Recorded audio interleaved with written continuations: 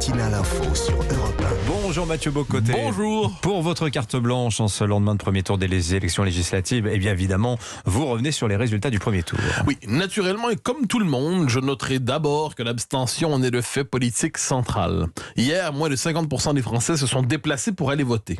On peut les gronder ou on peut chercher à comprendre ce phénomène de décrochage civique qui nous rappelle que le système politique se referme de plus en plus sur lui-même, qu'il n'est plus connecté aux passions populaires, non plus qu'aux courants profonds qui structurent la société et qui conduira tôt ou tard, c'est prévisible, à une crise de régime déjà commencée. J'ose une première remarque. Depuis près de 8 mois, les médias et ceux qui y commentent ont répété en boucle une formule qui en est venue à hypnotiser la classe politique. Les Français seraient d'abord et avant tout, et même exclusivement, préoccupés par le pouvoir d'achat. Seule cette question compterait avec celle de l'âge de la retraite. Les autres questions seraient périphériques et mieux vaudrait ne pas en parler. Qui s'en emparait néanmoins était accusé d'être hors sujet. Ce fut un travail de conditionnement médiatique d'une redoutable efficacité. Et de fait, de ces autres sujets, comme l'immigration, l'insécurité ou l'identité de la France, on a plutôt peu parlé. Il fallait les ranger au placard, les laisser sous la couette. Ces élections devaient porter sur la vie quotidienne, point final. Mais se pourrait-il que ces élections monothématiques aient finalement moins intéressé les Français qu'on ne le disait? Le taux de participation le laisse croire.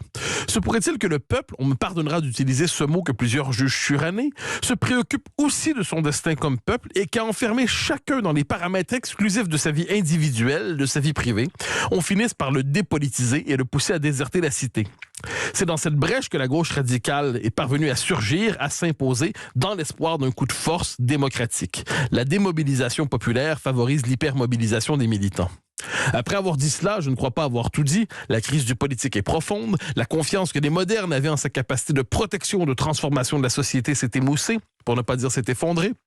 Les partis qui assuraient traditionnellement la formation de l'opinion sont désormais des structures d'apparatchiks sans culture militante. La culture de masse branchée sur la mondialisation efface la culture populaire enracinée dans un pays, et ainsi de suite. Il n'en demeure pas moins que le régime diversitaire, qui est un régime post-démocratique, tend à neutraliser et déconstruire les questions qu'il fragilise, et qu'il a tout fait pour que n'émergent pas les questions qui auraient pu porter l'opposition populiste ou conservatrice.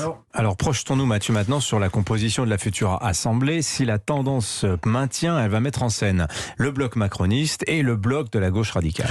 Vous vous souvenez, il y a quelques semaines, on parlait de la théorie des 3 blocs, entre la gauche décoloniale, la droite nationale populiste et le centre progressiste et européen. Cela nous rappelle une formule que l'on prête à Bismarck. Dans une lutte à 3, mieux vaut être un des 2.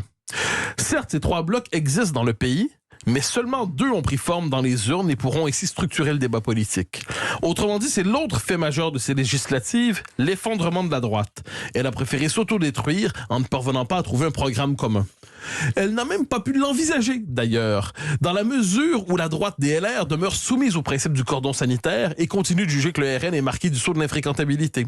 N'oublions pas non plus que le RN se veut seul sur son créneau et a adopté un programme socio-économique marqué à gauche au même moment où il laissait de côté la thématique identitaire et cherchait exclusivement à en finir avec Reconquête.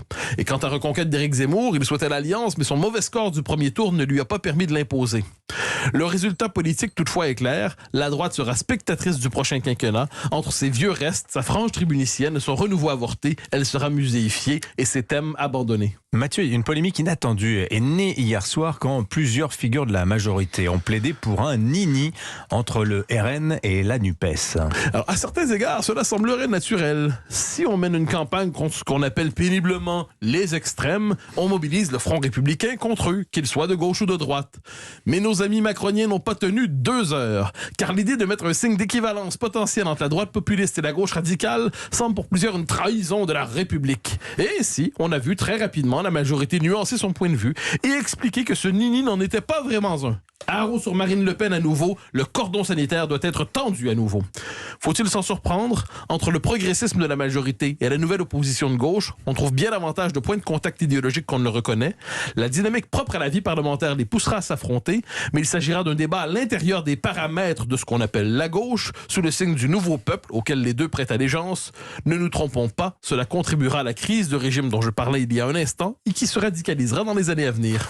Merci beaucoup Mathieu Bocoté. On poursuit notre grand débrief du premier tour des législatives dans un instant avec nos 3 invités, Guylaine Ottenheimer, Frédéric Dabi et Louis Dragnel, le chef du service politique d'Europe 1. À tout de suite.